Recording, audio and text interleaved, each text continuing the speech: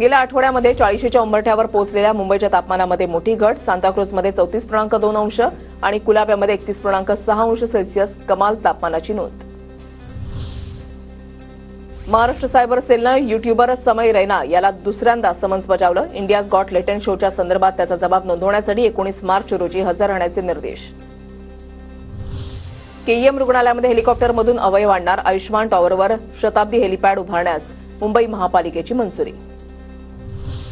बोरिवलीमधील संजय गांधी राष्ट्रीय उद्यानाचं प्रवेश शुल्क 94 वरून 103 रुपये. इतर तिकिटांच्या दरातही 10% वाढ. उन्हाळी सुट्टीच्या पार्श्वभूमीवर निर्णय.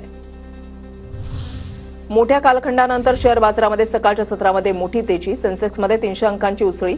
निफ्टीही वाढला. एनएसई निफ्टी सकाळ जवळपास 100 अंकांनी वाढून 22,487 वर. पुणे शहरासह जिल्ह्यामध्ये तापमानामध्ये किरकोळ घट. गेल्या 24 तासामध्ये 1 अंशाने घट. तापमान 40 वरून 39 अंशांवर. उकाडा मात्र कायम. महापालिकेची उद्यानं आता रात्री 9 वाजेपर्यंत खुली राहणार. महापालिका प्रशासनाचा निर्णय. उन्हाची वाढती तीव्रता आणि शालेय सुट्ट्यांच्या पार्श्वभूमीवर उद्यानांची वेळ 1 तासानं वाढवली. पुण्यामध्ये सर्वधर्मीय प्रार्थना स्थळांवरील भोंग्यांचं पोलिसांकडून सर्वेक्षण होणार. सर्वोच्च न्यायालयाकडून याबाबत निर्देश. अधिकृत बेकायदा भोंग्यांची माहिती संकलित करण्याचे पोलीस आयुक्तांचे आदेश.